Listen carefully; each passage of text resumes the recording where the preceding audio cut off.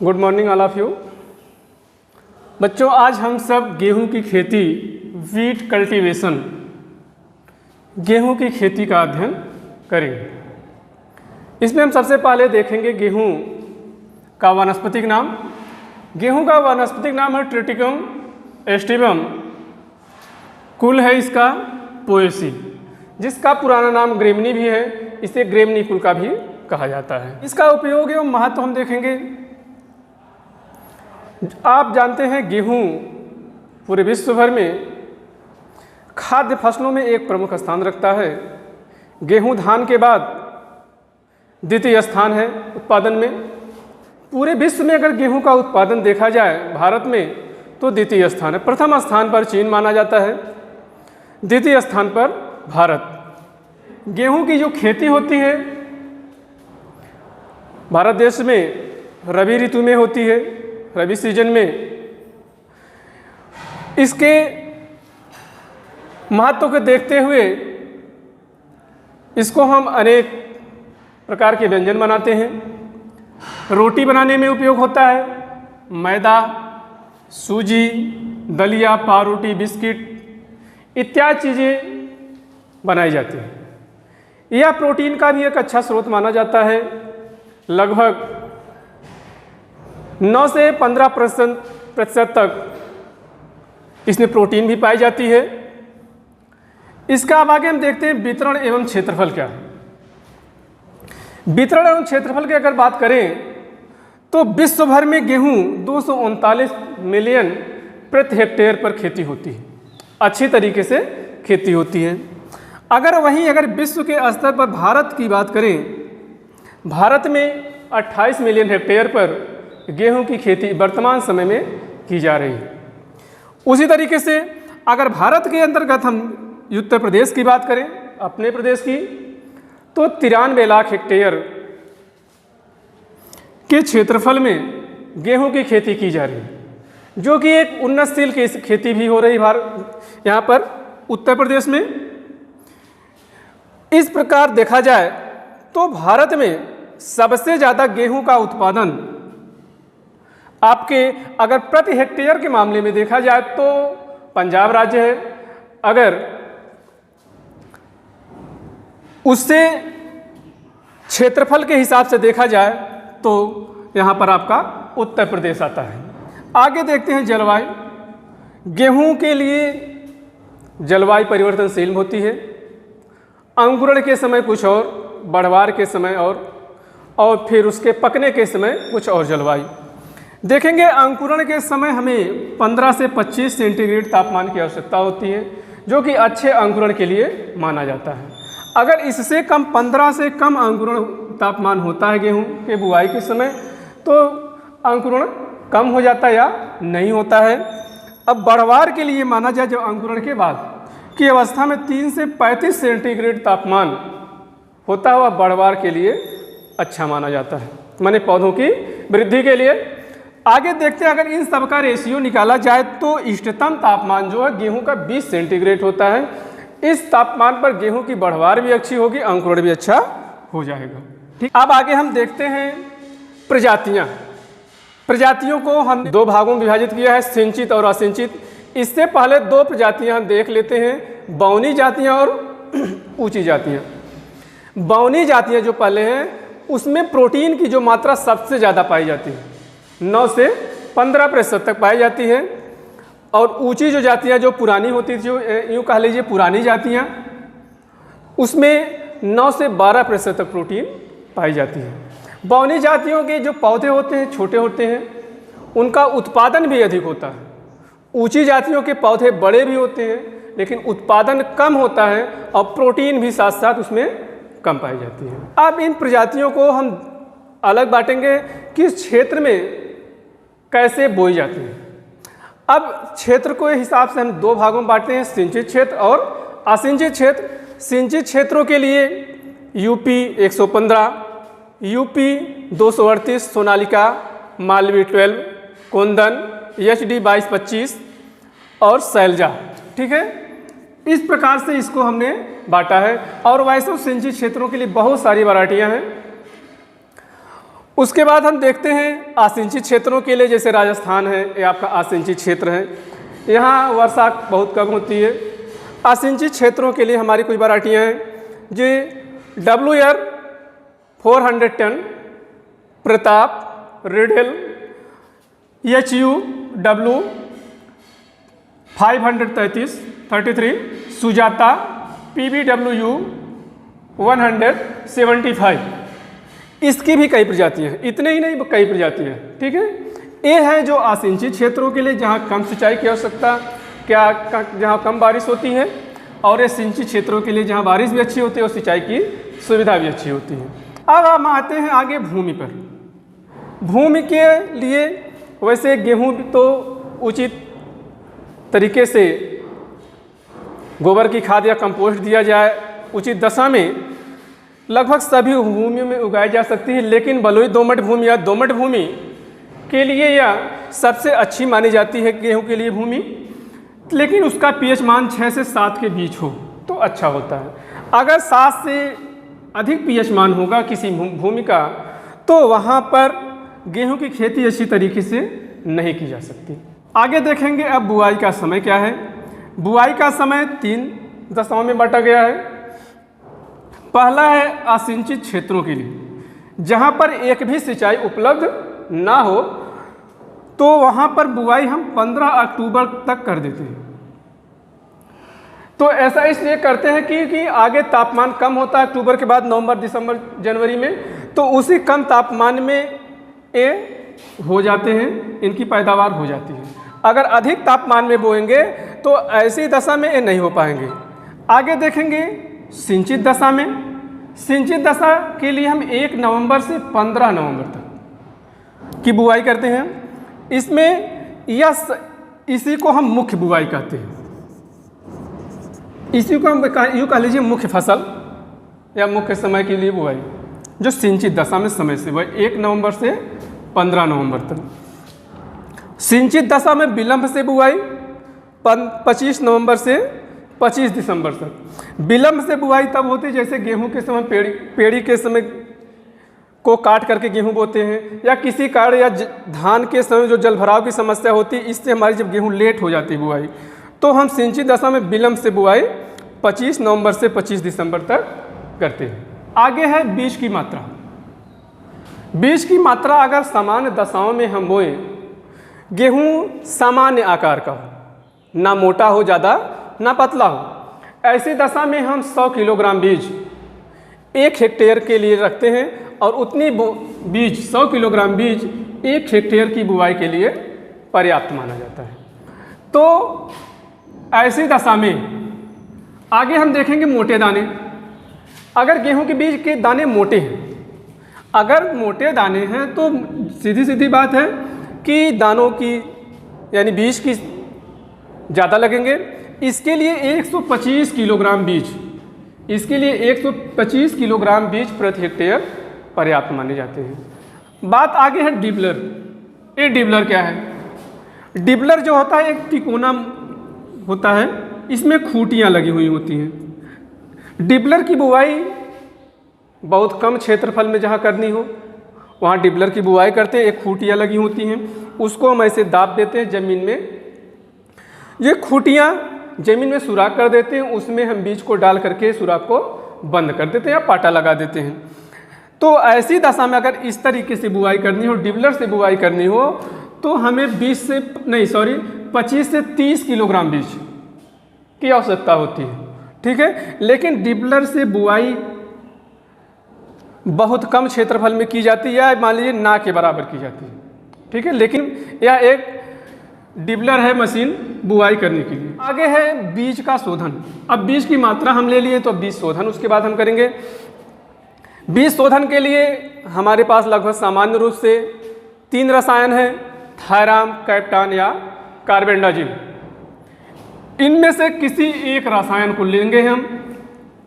2.5 ग्राम रसायन, 2 से 2.5 ग्राम 1 किलोग्राम बीज के लिए पर्याप्त होंगे। उसी बीज से 2.5 ग्राम जो आपका रसायन है, उसे 1 किलोग्राम बीज को हम उपचारित करेंगे। उपचारित करने के बाद बीज की हम बुआई करते हैं। लेकिन यह ध्यान रहे, इनमें से किसी एक ही रसायन को लेंगे, सभी रसायन को साथ साथ में यूज नहीं कर सकते। आगे देखते हैं पौध का अंतरण। पौध के अंतरण के लिए अगर हम समय से बुआई करें, समय से बुआई के लिए 23, 18 और 25, कहने का मतलब ये आपके जो हैं 23 आपकी है लाइन से लाइन की दूरी, 18 ये आपकी पौधे से पौधे की दूरी। इस तरीके 23 और 18, और जो 5 सेंटीमीटर है एक गहराई है। 5 सेंटीमीटर जो है बीज की गहराई है, इस गहराई पर हम बुआई करते हैं। अगर वही, ये तो समय से बुआई के लिए हुआ, अगर गेहूं हम किसी दशा में हम विलंब बोते हैं किसी कारणवश, तो उसके लिए अलग है। उसके लिए 18 सेंटीमीटर 18 सेंटीमीटर लाइन से लाइन की दूरी हो जाएगी, और पौधे से पौधे की दूरी 15 सेंटीमीटर हो जाएगी। यहाँ ए पौधे से पौधे की दूरी, ए होगी लाइन से लाइन की दूरी। उसी को लेकिन गहराई हम फिर इसमें 1 सेंटीमीटर कम रख देते हैं, गहराई यही आपकी 4 सेंटीमीटर हो जाएगी। इस तरीके से 18 × 15 × 4 सेंटीमीटर, इस तरीके से हम बुआई करते हैं। इसके बाद है बुआई की विधियाँ। गेहूं की बुआई की विधियों में कई विधियाँ इसकी हैं। पहली छिटकवा विधि, ब्रॉडकास्टिंग मेथड। यह विधि पूरी तरह से अमान्य है, जिसे वैज्ञानिक भी स्वीकार नहीं करते, और यह विधि अमान्य भी है। इस तरीके से बुआई समानता नहीं करनी चाहिए। बुआई करने के लिए ये सब जो विधियाँ आपकी, कूड़ में बुआई, सीड ड्रिल द्वारा बुआई, डिबलर द्वारा, जीरो ड्रिल मशीन द्वारा, यही सब विधियाँ सर्वमान्य हैं और सही भी हैं। तो छिटकवा विधि में हम कैसे बुआई करते हैं? छिटकवा विधि में खेत को जुताई कर दी जाती है। हाथ से बराबर मात्रा में हम खेत में बीज को छिटक देते हैं। उसके बाद जुताई करके हम मिला देते हैं। ये आपकी छिटकवा विधि हुई। इस विधि का दोष यह है कि कुछ दाने ऊपर रह जाते हैं, कुछ दाने बहुत नीचे चले जाएं। जो नीचे चले गए वह सड़ जाते हैं, जो ऊपर रह गए उनके अंकुरण नहीं हो सकता, और ये दानों की जो पौधे का वितरण होता असमान होता है। इस तरीके से यह विधि ठीक नहीं आपकी। अगला है कूड़ में बुआई।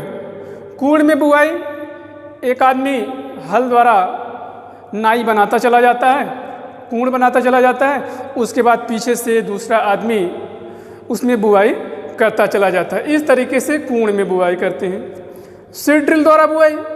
सीड ड्रिल द्वारा बुआई, इसमें एक तो सीड ड्रिल है केवल बीज की बुआई करता है, एक होता है फर्टी सीड ड्रिल। तो इसमें जो एक पाइप लगे होते हैं, बॉक्स होता है, उस बॉक्स में दाने गेहूं के बीज भरे रहते हैं, और यह बैल चलित या ट्रैक्टर चलित होता है, इसको खींचते रहते हैं। ये क्या करते हैं, एक ही साथ में कूड़ बनाते जाते हैं, और उसी बॉक्स से नीचे कूड़ के पास पाइप लगी होती है।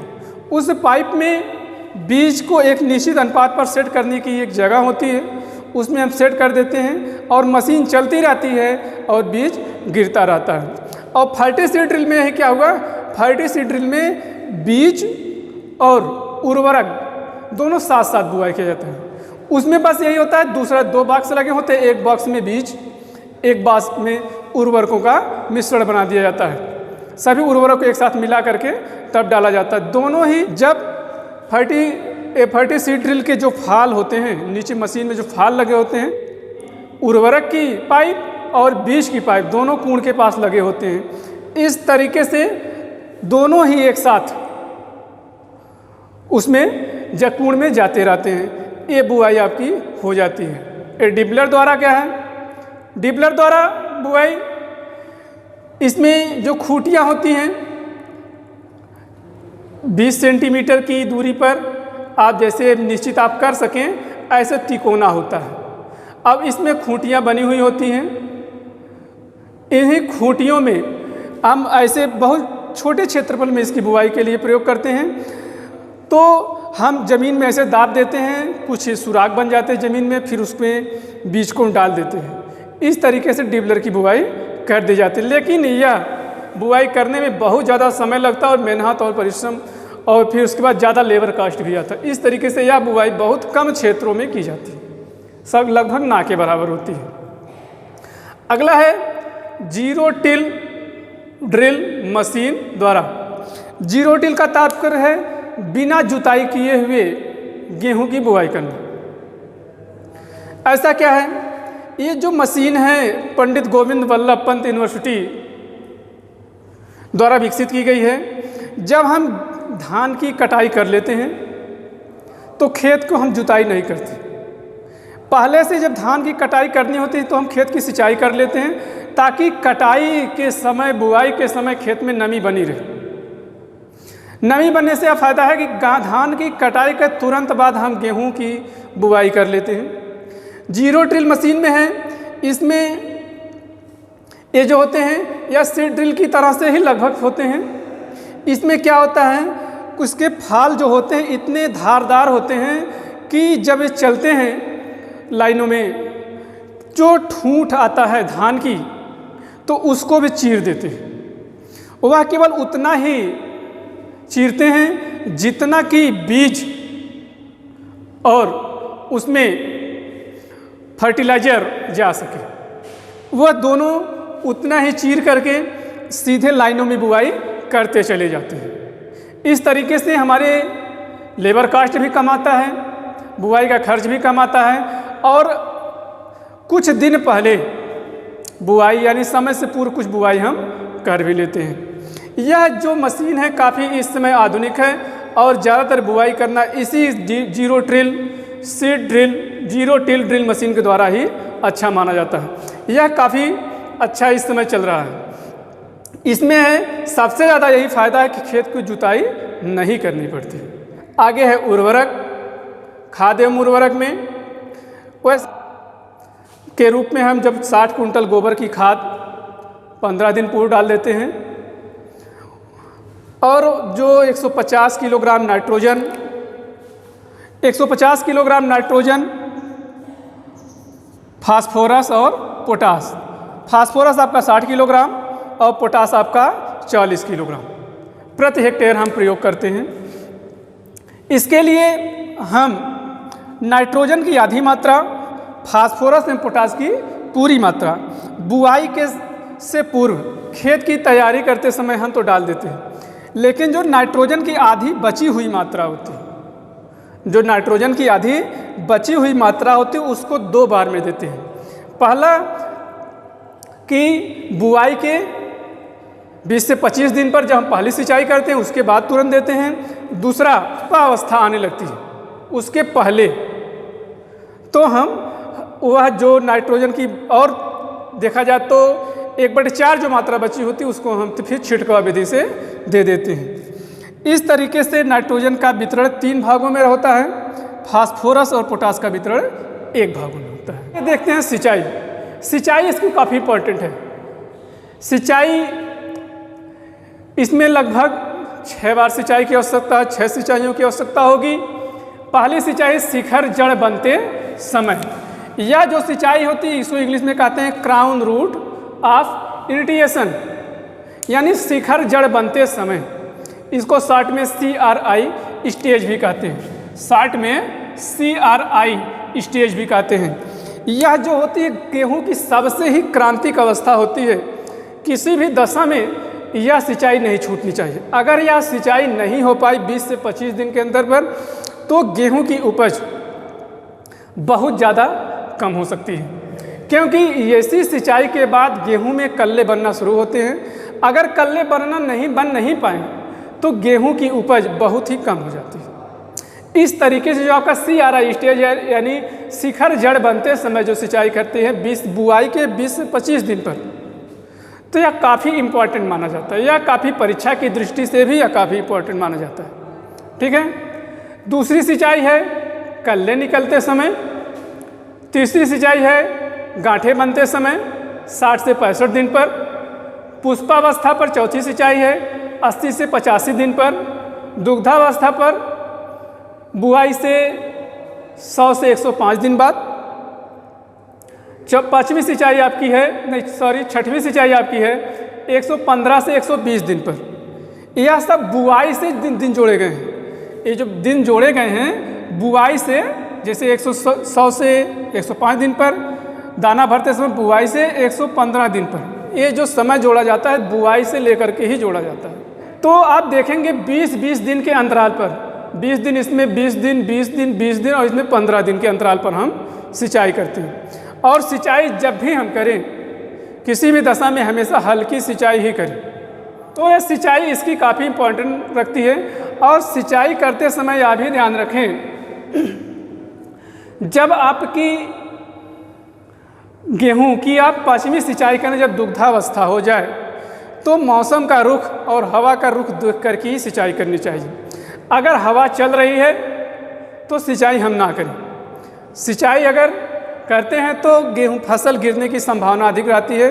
और अगर करते भी हैं तो हम शाम के समय सिंचाई करें या रात में सिंचाई करें, क्योंकि इस समय दुग्धावस्था होती है, काफ़ी बालियाँ वजन होती हैं, तो इस तरीके से गिरने की संभावना गेहूं की बन जाती है। तो समय को देख करके ही हम सिंचाई करें। आगे आपका खरपतवार का नियंत्रण। खरपतवार का नियंत्रण तो हम पहले तो रासायनिक रूप से अगर करते हैं तो चौड़ी पत्ती वाले अगर हमारे खेत में खरपतवार हैं तो 2,4-D सोडियम साल्ट बुआई के बाद हम छिड़काव कर देंगे 2,4-D का।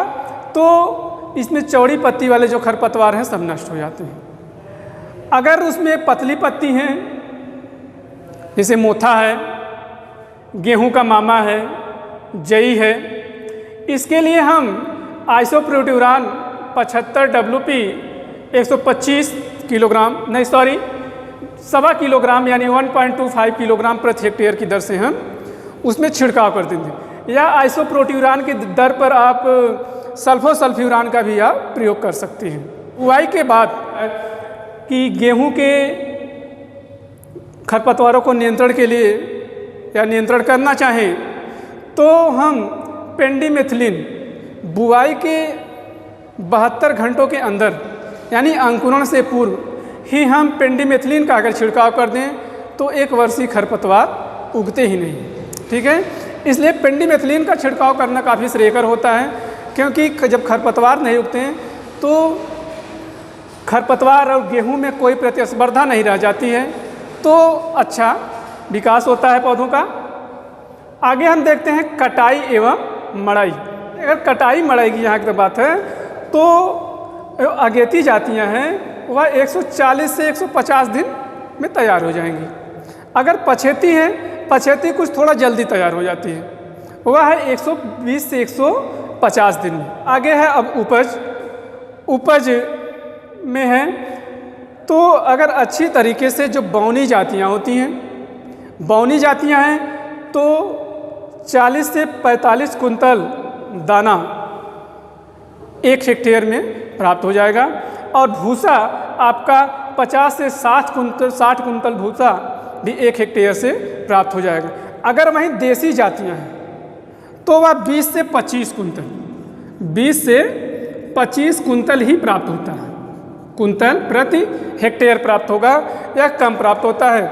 इसकी देसी की जातियाँ जो होती है उसकी उपज क्षमता कम होती है। अब इसमें देखिए आपको कुछ इसमें रोग भी लगते हैं। इसका अध्ययन हम पादप सुरक्षा के अंतर्गत करते हैं।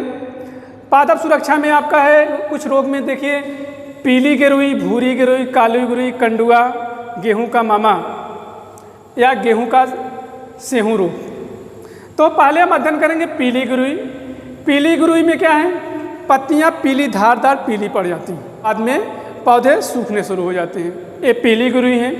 भूरी गिरुई में पत्तियां तो पीली पड़ती हैं लेकिन ये बाद में भूरी पड़ जाती है, इसका यही एक पहचान है, ये भूरी गिरुई कहलाएंगी।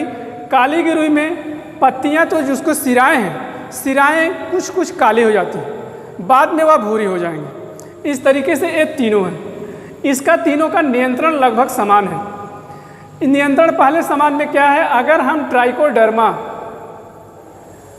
4 ग्राम प्रति किलोग्राम बीज की दर से बीज को पहले उपचारित कर लें या कार्बोक्सिन से हम उपचारित कर लें तो या रोग लगने की संभावना बहुत कम हो जाती है, ना के बराबर। तो इसका उपचार हो जाता है।